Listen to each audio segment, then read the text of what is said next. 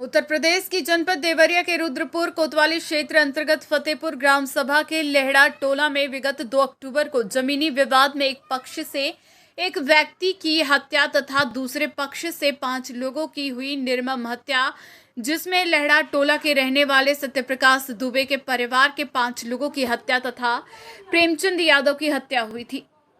News flash TV की team ने ground zero पर रिपोर्टिंग की, जिसमें मिली जानकारी के अनुसार राजस्व विभाग और पुलिस विभाग की कमियां सामने आई।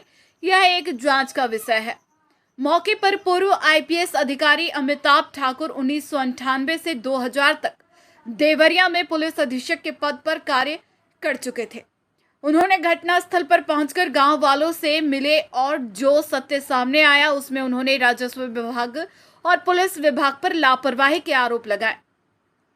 जब न्यूज फ्लैश टीवी के टीम दूसरे पक्ष प्रेमचंद यादव के घर अभयपुर पहुंची तो वहां मामला कुछ और ही सामने निकल कर आया। मृतक प्रेमचंद यादव की पत्नी का कहना है कि जिस समय यह वारदात हुई उस समय हमारे घर में सिर्फ हमारे पति प्रेमचंद यादव और हमारे बुजुर्ग ससुर के सिवा कोई भी नहीं था। हमारे एक देवर है जो कि देवरिया में रहते हैं। किसी का फोन आया और तुरंत वहां से चले गए। कुछ देर बाद देवर का फोन आने पर उन्होंने बताया कि ऐसी घटना हो गई है।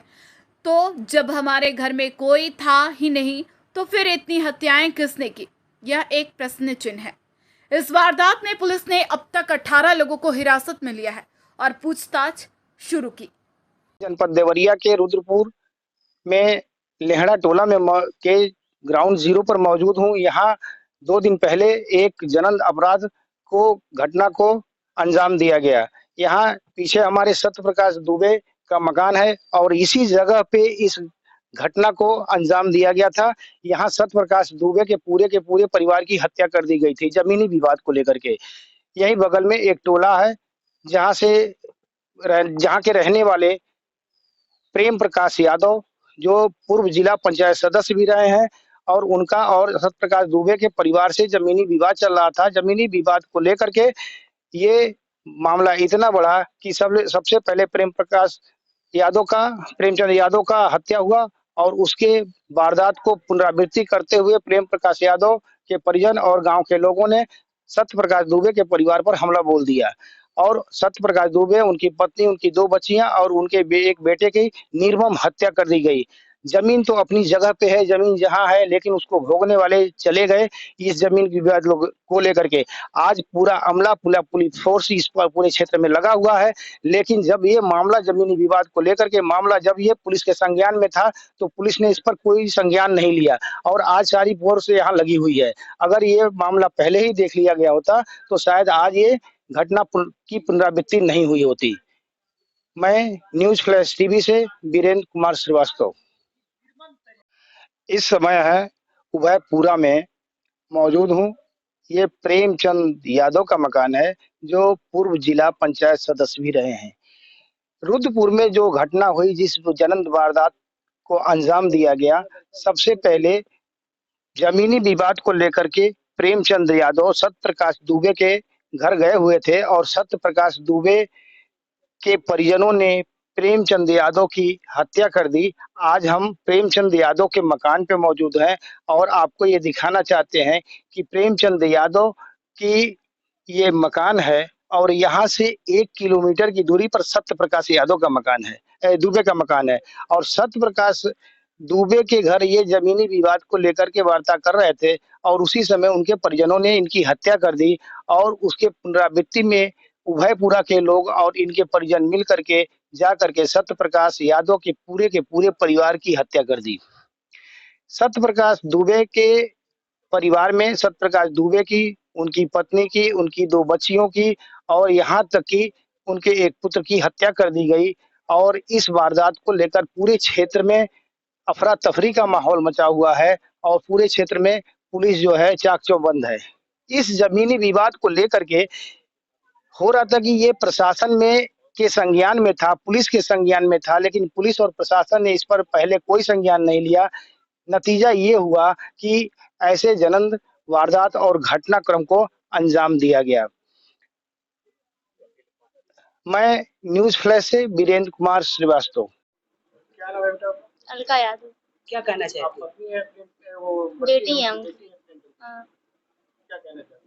ये कहीं हमारी बात कोई नहीं सुन रहा है, हमारी आवाज को काट दिया जा रहा है। क्यों ऐसा हो रहा है? हम लोग यादव हैं इसलिए। हम लोग भी पंडित होते ब्राह्मण परिवार में तो हमारे साथ कुछ ऐसा नहीं होता। हमारी बात पूरा सरकार तक पहुंचती। कहना क्या चाहती हैं बताइए आप? सरकार के माध्यम से क्या मांगना चाहती हैं? क्या मांगने अंकल, मेरी आवाज पूरा वहां तक पहुंच ही नहीं है तो हम क्या मांगे? कहना क्या चाहती हैं बताइए? अगर शुरुआत तो पहले वही लोग किए, दूसरे परिवार शुरुआत किए। अगर आज शुरुआत वो लोग नहीं किए होते तो आज ये दिन वो देते ना हम लोग देखते हैं।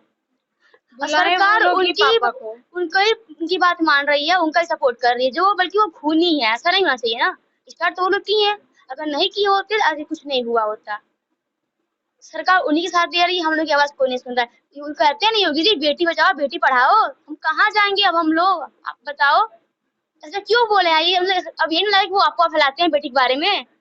और हम लोग बिछड़ जाएंगे, हमारा घर गिरा दिया जाएगा, हमारे पापा चले गए, हमारे चाचा को जेल में रखा जाएगा, हम लोग कहाँ जाएंगे? हम भी खाने में तिल तिल मर रहे हैं, हमारे पास तो कुछ नहीं बचा अब। हाँ हुआ था लेकिन वो गलत हुआ था। कोई घर पे कोई गार्जियन है नहीं, उसका फायदा उठा रहे हैं ये लोग। हम कह रहे हैं आप लोग को मकान गिराना है, जो भी करना है मेरे अंकल को बस आप 1 घंटे के लिए लेके आइए, उनके सामने आप सब कुछ कीजिए। इतना चाहते हैं हम। आपके अंकल कहाँ थे जिस समय घटना घटी? हमारे अंकल देवरिया थे।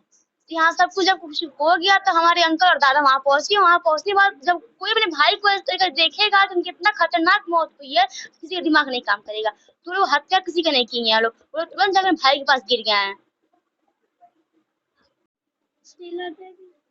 किस तरह का कैसे इस तरह का इतना बड़ा घटना हो 6 बजे सूत के उठाने के दोनों में काम हम कोई नहीं गोबर बैठा अब वहाँ से चाह देबू चाह कर बार फोन आयल चाह बनाओ तो नहीं तो कहनी इतने फोन सुना नहीं कि ठीक बा रखिए हमें आ रहे हैं। अभी नहीं जाने के कर फोन रहे के कर नहीं आ का बच्चा हवा लेके आई निकल बैगवा चल बेगवा थी गाड़ी चालू कर के अल्ले के सर से भाग गई निकल ले गइल बानी। अब उनको जानकारी नहीं है कि गुंडा बुलौले भी बदमाश बाहरी बुलौले भी अपन रिश्तेदारी में से अब बोला के आप पीछे से हमला कैले बिया हमको मेहरारू मन ले बिया। हाँ लाश इनकर कहाँ मिला?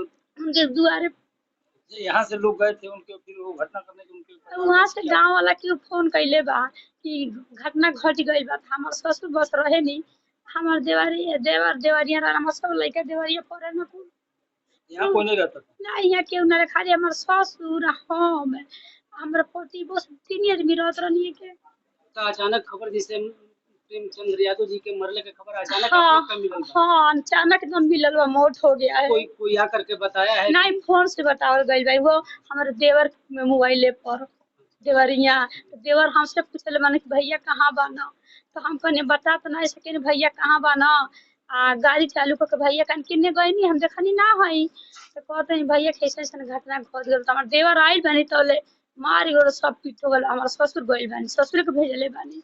तो यहाँ से बताया जा रहा है कि 15-20 लोग यहाँ से गए हैं, उसके बाद से घटना का अंजाम हुआ, 5 लोगों को हत्या कर दी है। क्या सही है क्या गलत? इधर के लोग ने क्या हत्या कैले, उहे हत्या हमारे पति का के कैले भी है आ उहे उन्हीं के बदमाश मिल के उन्हीं के हत्या करके हमारे घर वाला के फंसावता। तो आप का न्याय चाहता नहीं, क्या कहना चाहता? हम ये नहीं चाहता नहीं उनका पूरा परिवार साफ हो जा, बस हमारे पति के आगे उहे धोखा करके बुलौले वाली मान ले बा। पर जैसे अब सुनने में तो इस तरह क्या होता के बाद की परिवार तो उनका साफ ही हो गइल बा। नहीं तब वो 1-2 है ना उसको सरफ दे रहा है हमारा और के दे वाला हमारे सब लोग जेली में आदमी है। हमारे देवर कुछ जब देवर हमारे मर्दे का लाश चल गया तब हमारे देवर देवरिया से आई ना। मीडिया के माध्यम से सरकार से आप क्या चाहते नहीं? हम ये चाहते हैं हमारे देख लीजिए 3 गो बच्ची वाली लड़की वाली एगो हमारे बाबू बना, बस यही नहीं कि सरकार पढ़ावे लिखावे नौकरी चाक लगा दे। हाँ शीला दे। घटनास्थल के निरीक्षण से जो मुख्य तथ्य मेरी समझ और जानकारी में आए हैं उनमें पहली बात तो यह है कि निश्चित रूप से इस प्रकरण में प्रशासन और पुलिस की पूर्व से ही मिलीभगत, संलिप्तता और लापरवाही रही है। उसका मुख्य कारण यह है कि कहीं ना कहीं पुलिस और प्रशासन के स्थानीय जितने लोग हैं वह ये जो जिला पंचायत सदस्य रहे हैं उनके सीधे प्रभाव में रहे हैं, और उसके कारण ये जो गरीब परिवार था इनका, उसको वह लगातार पीड़ित और प्रताड़ित होता रहा है। एक तो मैं यहाँ के जिला प्रशासन से और उत्तर प्रदेश सरकार से मैं यह मांग करता हूँ, अनुरोध करता हूँ कि इसकी स्पष्ट जांच करावें कि इस जो कांड हुआ है उसके लिए जो लोग जिम्मेदार हैं उनके नाम चिन्हित किए जाए, उनके विरुद्ध कार्रवाई की जाए और उस संबंध में एक स्पष्ट फैक्ट फाइंडिंग रिपोर्ट वो लोगों के सामने प्रस्तुत करें। उतना ही गंभीर प्रकरण यह है कि घटना के बाद जिस प्रकार से यहाँ किलेबंदी की गई है, आज आपने अपनी आंखों से देखा जिस प्रकार से भारी पुलिस बल यहाँ लगा दिया गया है, पूरा गांव खाली हो गया है, पूरे गांव में खौफ का माहौल है।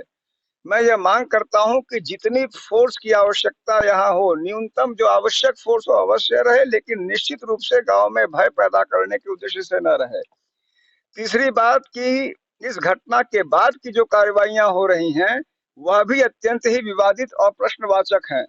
आपको यह जान के आश्चर्य होगा कि अगल बगल के लोग जो हैं वह भी नहीं जान रहे हैं कि इस प्रकरण में 16 लोग गिरफ्तार हुए हैं। कौन लोग हैं, किस कारण से हैं, क्यों गिरफ्तारी हुई। हत्या अपने आप में अत्यंत जघन्य अपराध है, लेकिन हत्या का अभियुक्त किसी निर्दोष व्यक्ति को बना देना उससे बढ़ के अपराध है।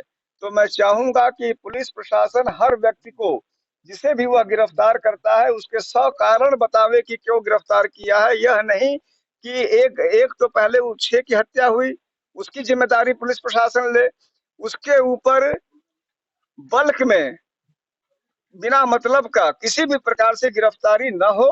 हर व्यक्ति की तभी गिरफ्तारी हो जब उसका समुचित कारण हो। जो गिरफ्तारियां जिस प्रकार से हुई हैं, जिसके बारे में गांव के लोग तक नहीं जानते हैं, वह इन गिरफ्तारियों को संदिग्ध बताता है।